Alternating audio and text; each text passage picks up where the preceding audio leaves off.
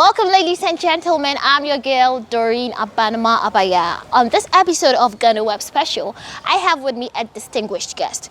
He is in the person of Ambassador Krull. He is the German ambassador to Ghana. Today, we are going to have very insightful conversations about the cultural relationships with Ghana and other details. We actually have a nice house. Lovely. It's so big. Yeah. Well, it's downstairs is for the official functions. Yeah. And upstairs is the private area. So it's actually not that big. So. And you have your pool, your private. That is I'm nice. sure you do host yes. events. Absolutely. I'm told it's daily. Not daily, almost daily. no, well, 2-3 you should be times. sending us invites. You'd like to come? Yeah, it's okay. I'll make sure that Kossi will send the invite. Yes, please. Thank you. Well, it's so nice to have you, Ambassador Krull. Did I get it right, Krull? Perfect. Perfect. Great. How long have you been in Ghana? Well, it is now almost 2 years. I came here end of July in 2021. You're kidding me? Yes. End of July. It's exactly 2 years. We're in July. Congrats. Yes, and how has your stay been? Are you liking it wonderful, here in Ghana? Wonderful. I'm very happy. Professionally, it is very, very challenging. And personally, it's amazingly enriching. Really? Yes, it is. And do you have any favorite food since you came? Because usually moving into a different country sometimes requires you change your diet, doing things differently. Do you like the food, and which one is your favorite? Well, first of all, yes, you have to change things. I mean, you come here and you're first of all shocked by the climate, even though you read about it and you hear about it and you have lived in different countries. But now you get to experience it. Ghana is very, very special with regard to high temperature and humidity all year round. So that, of course, was there was a special need for adapting, including my speed. You know, speed of walking, and starting to walk without sweating, and so that was a real challenge. When it comes to food, of course, yes, I am enjoying very new things for me. I mean, of course, I've never had fufu before, and even after 2 years, I'm sharing the joy of eating kelewele with my Ghanaian friends. So it's lovely, yes. So which is your favorite? My favorite is, what would I say? I think it's palava sauce. Contomere. Yes. That's palava sauce with cooked plantain. That's my favorite. That's ampesi and contomere stew. So you don't forget palava sauce and plantain. Yes. Yeah. And since you've been in Ghana, I'm sure you like to party a lot, dancing. Because the last time I saw you, you were dancing. Really? You were really in the mood, and you were like, I'm like, who is this guy? He's got vibes. So what's your favorite music, and who's your favorite artist? You mean Ghanaian artists? Yeah, Ghanaian artists.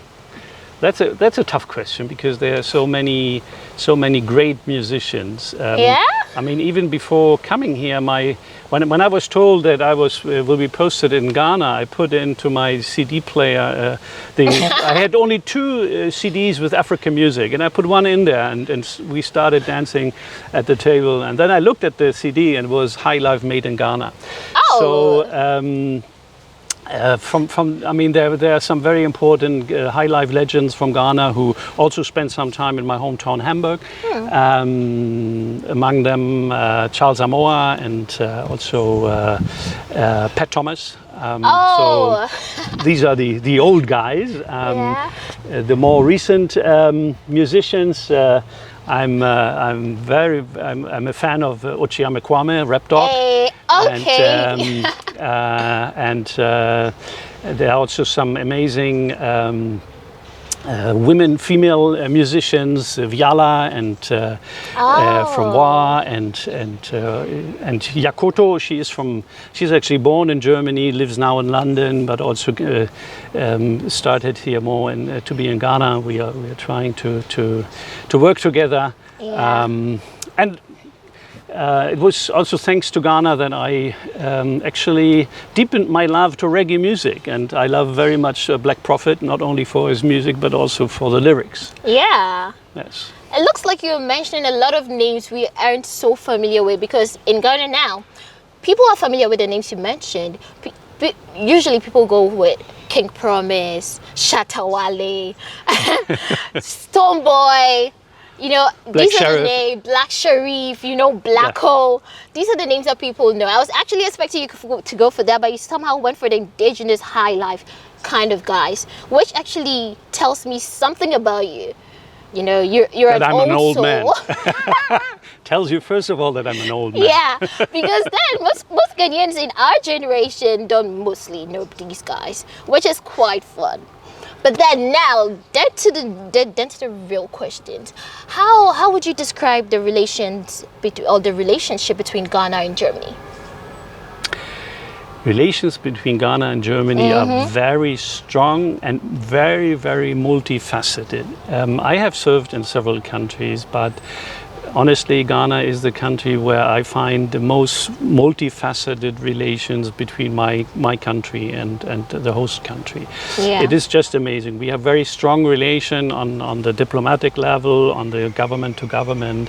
There are good ties between business to business. But in addition to that, there are so many relations on very different layers between humans on the one and the other side. So that is very, very special for relations between Ghana and Germany. Yeah? And you think Ghana and Germany's relationship can go very far? Oh, they can absolutely go far beyond of the status quo, and this is what we are working on. And we try to encourage and try to trigger more cooperation, more links between people, companies, and government. That means to deepen our relationships, you certainly have some ongoing projects. That's to, you know, deepen the relationship between Ghana and Germany. What are some of these projects you're actually undertaking? Well, first of all, I mean, an embassy is representing the entire German government. So we are, in a way, what we could call a system integrator, and we are trying to represent all these different activities the distinct ministries are undertaking with Ghana. So we have, of course, important projects going on in the development cooperation field. We have two major implementation agencies present here in Ghana, the GIZ and the KfW, who are implementing these projects in three major fields. I call them the 3G, so it's green energy and economy, it's about growth and employment, and it's about good governance. So that's a very, very important part of our government-to-government cooperation. We have in the field of economics, we have a lot of projects run by the our Ministry of Economics with the Ministry of Industry and Trade in the field of construction and quality control, for example. And we have a huge agenda in the field of research and science. Our Ministry of our Ministry of Science and Research alone has a portfolio of 150 million until 2027 for cooperation with Ghana. Wow. I was expecting you to mention, you know, just one or two, but it looks like Germany's doing so much here in Ghana that many people don't even know about. You know, they just read about it like, oh, okay, and then, you know, leave it. But now throwing more light on it, what are some of the challenges you've encountered, you know, during these projects? Challenges with these or upcoming projects. I think there's one major challenge, and I would like to stress, and that is, of course, you find this everywhere around the world, but there's maybe a particularity here in Ghana, and that is about the question of ownership of these kind of projects. So in many cases, you have donors who have an idea, who would like to implement a project, and they're looking for a partner, and then they are imposing on the partner to run this project with them, for them. And I strongly believe that all these projects will only be sustainable in the long run when you have a strong and predominantly local ownership. And as we know, that might sometimes take a little while until the differing interests are somehow consensualized and a strong interest is articulated. So that takes a little while, and this sometimes does not fit well into the agenda and the timelines of the donor community. Yeah. So trying to moderate these different approaches and interests and constraints, I think that is where the embassy has a role to play, and a way to moderate it and to explain to my home country how the host country is working on this and what to expect. So I think that is maybe it's a little complex answer to a simple question, but that is, I think, the most challenging, the biggest challenge we are facing. But then how are you looking to address these challenges, since sometimes the donors also want to impose? Well, as an embassy, we are involved in the donor coordination meetings. We are, of course, in a permanent dialogue with our home ministries, and this is where we try to flag our concerns, to raise the concerns from the Ghanaian side, and to lobby for better understanding. What efforts has the German embassy, done to enforce trade and economic, Yeah, well, as you know, Germany is an important economic powerhouse in the middle of Europe. Regarding trade policy, we have to be aware that we have long ago transferred this competence to the European Union and the European delegation.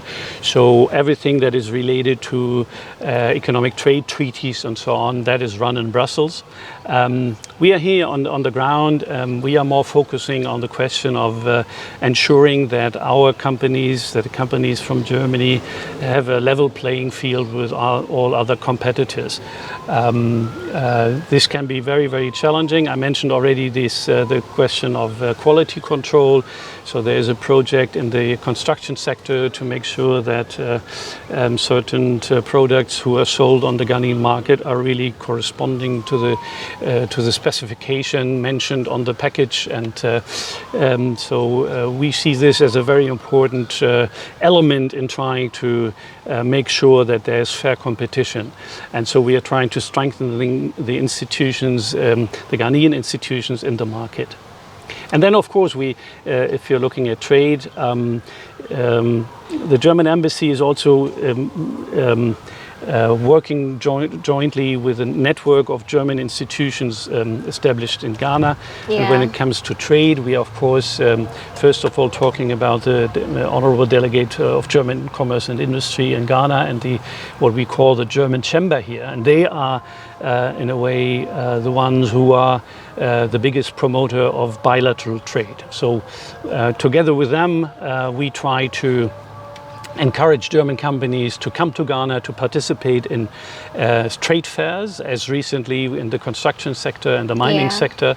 And on the other way, we try to encourage Ghanaian companies, including small and upcoming companies, to visit trade fairs in Europe, in particular in Germany. There are some very, very important trade fairs in Germany where these companies, where these entrepreneurs can, within a few days, can get a clear idea on where the international market is going these days.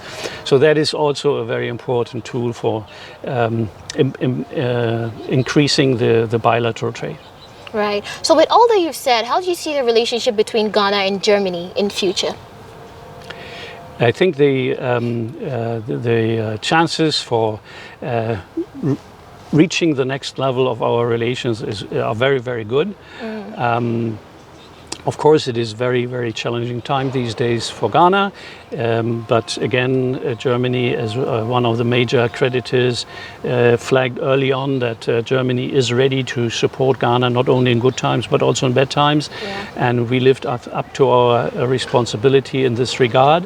And this is clearly to flag that we want Ghana to be successful on its way back on the path to economic recovery, employment and prosperity. and we also look at Ghana as being not only Ghana as a country, but Ghana as a member in the corridor from Abidjan to Lagos, which is one of the fastest growing and regions in the world. If Ghana was supposed to adhere to some rules, you could help them with their World Bank loan. That was before it was signed. I read that article.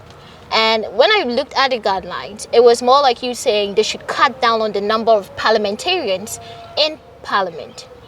Well, there was what I said, and there was what was reported. What was reported in social media, and so let me there clarify sometimes that. is a very huge difference between the Right. two. And I never advise to cut down on parliamentarians. I think what I reflected in that interview was precisely what Ghana agreed with the IMF, not more and not less. And I think it's by now it's in a way common sense. I think I clearly flagged that Germany is willing to help. And that we do that in a certain context. We do this in the context that all the other countries are also willing to help, especially all the other creditors, especially the big ones, especially China. This has happened, so they are now sitting down in this what they call the creditors committee and negotiating. So that was very, very, very helpful. Yeah. And I added also the obvious fact that, of course, also Ghana has to do its homework. I think that's what I said. And Ghana, the government of Ghana, sent a letter to the IMF stipulating what they intend to do, and they exactly intend to do what I said is the condition that you have to somehow reduce the on the expenditure side, and you have to try to raise more revenues. So this is what I said, and this is absolutely in line what the IMF and the Ghanaian government agreed upon. Right. Right. And I'm sure you've seen what's actually going on here in Ghana right now with regards to how things are going down, and there, people complain about how the government isn't doing so well. In your place, what do you think Ghana can do better? Well, first of all, what I hear from the international institution is that Ghana is working hard to find its way out of this miserable crisis. Yeah. So our colleagues from Ministry of Financing are working hard to live up to what they have promised to the IMF, and they have made some very, very important progress. And we all hope that this is going to continue. It remains a very, very challenging program, but we see fair chances that Ghana will make it. And what will be your advice? My advice? To Ghana. To aim high and work hard. Aim high and work hard. It looks like people are really working hard here in Ghana. They are, and this is why they will be successful. Well, let's go for a quick commercial break, and we'll be right back. I'm your girl, Doreen. Everyone needs the perfect snack to munch on during a fun moment. Wow. Enjoy the tasty McBerry Twist cupcakes, deliciously baked and packaged for a sweet treat. Premium quality cakes baked with love for all, enriched in butter and milk. Yummy.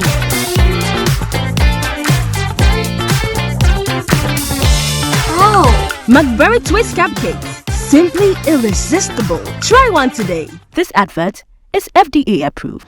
Welcome back. It's GhanaWeb Special, and I'm your girl, Doreen Abayaa. And the conversation has quite been interesting with Ambassador Daniel Krull.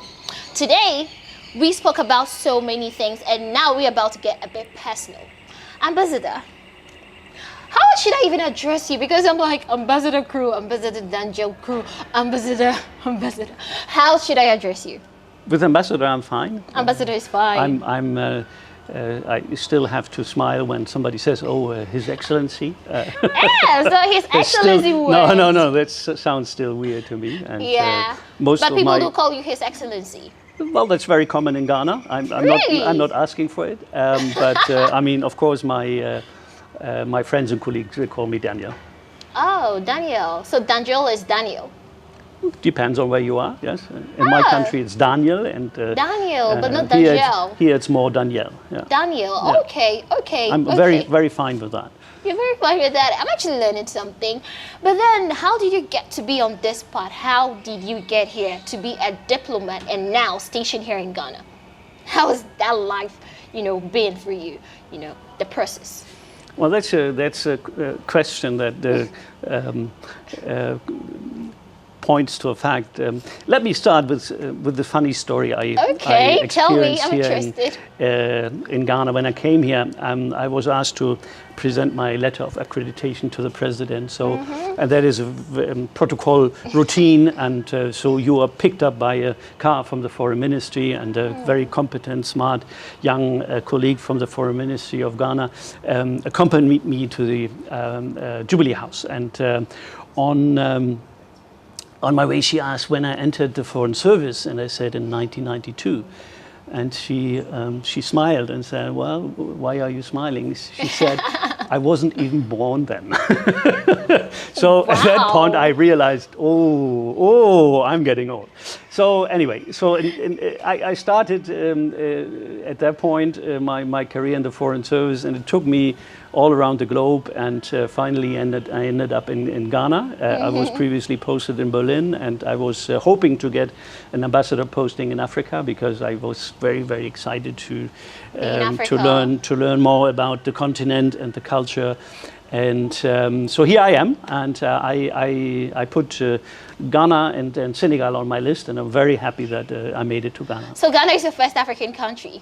Yes, I mean, I have been visiting African countries before, privately and professionally, but as a posting within the Foreign Service, yes, Ghana is my first. That's interesting. And you're enjoying your stay? I am absolutely enjoying it, and I think it's the greatest privilege of my job is that I have the privilege at my age to really get to know and learn about a new culture. I think that's very rewarding. Well, judging from how you were dancing the last time when I saw you, it feels like you don't want to go back. Dancing is something you find all around the world, and this is what people brings together. Yeah, and you looked really fashionable that day, and today your outfit even speaks volumes again for this interview. But then being here, the climate change and everything, from one country, a cold country, to a very temperate country. How do you balance your personal life, your health, and your interest? You mean interest? Generally. Well, I mean, of course, if you were it's challenging. hiking in, Germany because of, trying to do something, are you doing the same here? How is everything, your interest, your health, and your personal? Well, I'm very, in my private life, I'm very passionate about music. I like playing piano, so I brought my grand piano. I saw a big one in there. Yes, I brought my grand piano from Germany. It was very exciting to see it being unloaded here in front of the residents. It was a nightmare, but they managed. So you it was my first Ghanaian wonder. Yes, it came in with the goods I shipped from Germany to Ghana, and interesting. When it was unloaded, the guy from the company said, "Oh, this is going to be your first Ghanaian wonder." And I said, "Why?" "Well, you will see how we managed to get this piano down, and 16 people were carrying it. It weighs half a ton. So, of course. But they managed it perfectly and wonderful. So that was indeed my first Ghanaian wonder. So you played the piano so well. I don't play it as well as the piano is, unfortunately, but I like it, and I like to play for myself. Yeah. And that is when I come home. It was when I was a school kid. I would come home and I would need some relaxation. I would sit down on the piano and torture the piano and all the rest of the family.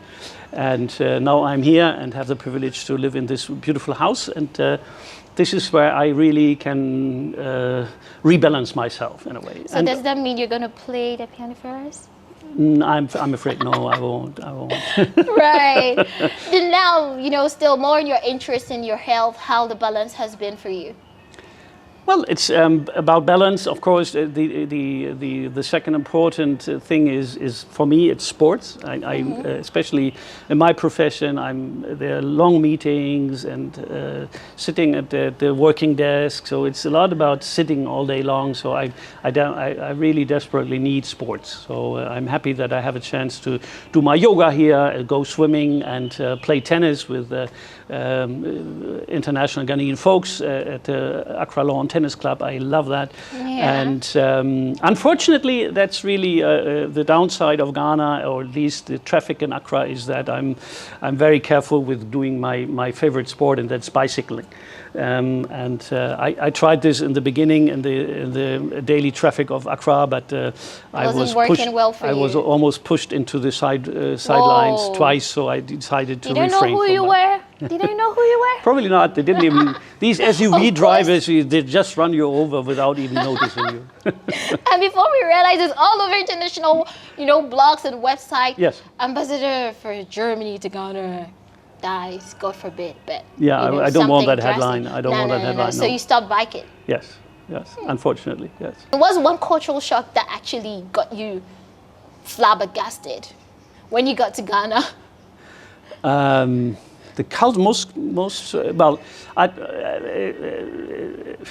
it has been talked about a lot, but it was indeed this Ghana maybe time concept is really The time. yes, and what I really wonder is why people live with it so quietly. I mean, for me, it's the idea of having to wait half an hour somewhere. It's just terrible. It just even makes me angry.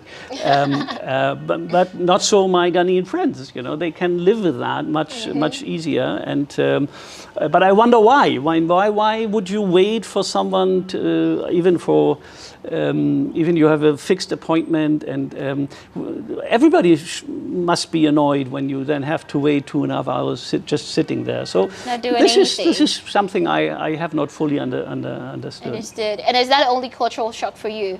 Because Germany is quite advanced. Coming to Ghana, we are so rooted in their culture, the traditions, and you guys are more open. Germans are more open, and advanced in many ways. Coming here, I'm not sure it's only the time aspect that shocked you. No. I always, when I start my briefings, I always tell the story about my first travel to China in 1989. And the year, even alone. I read a wonderful book about China, but it started with a nice proverb. It was saying, if you come to China, you want to write a book because you're so fascinated and you want to share all these observations with the rest of the world. Yeah. So if you stay a month, then you decide you rather want write an article. No book anymore. And if you stay for a year, you decide to remain silent because you have understood that you haven't understood anything. And then I say, Ghana is not so far away from China. So Yeah. I do admit that when I came here 2 years ago, I absolutely underestimated the impact of all these cultural predispositions of people in Ghana. And so I'm still learning and still observing, and it remains very, very exciting from day to day. Well, 2 years you're quite new. You're still, here to learn more. I don't know how long you're going to stay. Do you know how long you're going to stay? Well, the normal posting would be for 4 years, so I hope that I have another 2 years to go. And that's short. Usually we expect quite interesting ambassadors like you to stay longer, deep-rooted. And when some of these... I share the number of my minister with you, and you can ask her to extend my stay here in Ghana. And you love to do that? Yeah, I would love to do that. Yes, Oh, wow. Well, don't worry. When you're done, I'm quite influential. You give me the number, I'm going to do that for you. I trust you. Okay. So, Ambassador, I believe living here, when you were coming, I'm sure you've had all these cultural shocks and so many things that you were looking forward to. Have you been disappointed so far? Disappointing. Well, there was one big surprise to me. Yeah. It was, and that has to do with the amazing brand of Ghana, I would call it. So before coming here, Ghana was praised as the beacon of democracy and liberal market economy in Western Africa, and even somebody said to me, it's like the Singapore of West Africa. So coming here was quite a let's say a reality shock to notice, and driving through Accra and stopping at lights and having people selling, or especially children begging for money, so close, you know, at your window, and that was quite difficult in the very beginning. Yeah. So, but that of course had to do with over-ambitious expectations, maybe. Yeah. But, That means you had a very, you know, big image of Ghana. You came here and you're like, oh wow, so this is it? This is part of it. I mean, they're very good.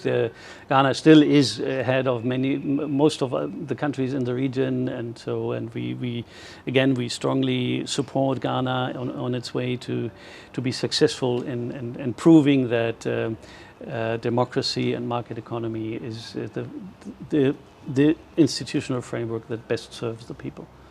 Since you came to Ghana, have you been able to learn any of the Ghanaian languages? I'm afraid I'm very bad at that, yes. You don't even know any little phrase. One sentence? No, I'm afraid not. I can't. At the same. No.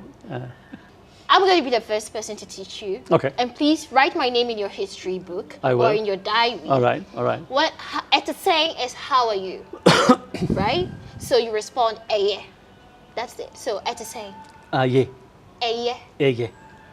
Okay, good. But And this was what? Was it tree? Was it Hausa? Was it Ga? Was it? oh, that was tree. Okay. Because, you know, that's usually spoken in Ghana. It's the language that dominates. Almost everybody in Ghana speaks Well, it depends where you are. I mean. I'm a northerner, but, you know, even to teach you my language, most people wouldn't understand it. But Okay. Chi is basic. Okay. So you just say, at the sign, you see somebody in the street, you're like, hey, yeah. But sometimes don't make sure to learn it from the wrong people, though. It's teach you insults first before you actually learn the real language. That's nasty. I will watch out for that. Yeah, do watch out. Because he is very particular. I'm sure he's going to be like, no, ambassador, don't do that. Don't say that. Don't say that. So now, if you could invite any Ghanaian personality here at your residence to have a day with you, who would that be?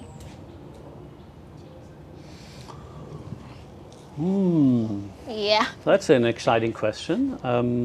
It should be someone still alive or Somebody past? alive. Somebody alive. You know, we can't talk to the dead anymore. They're gone.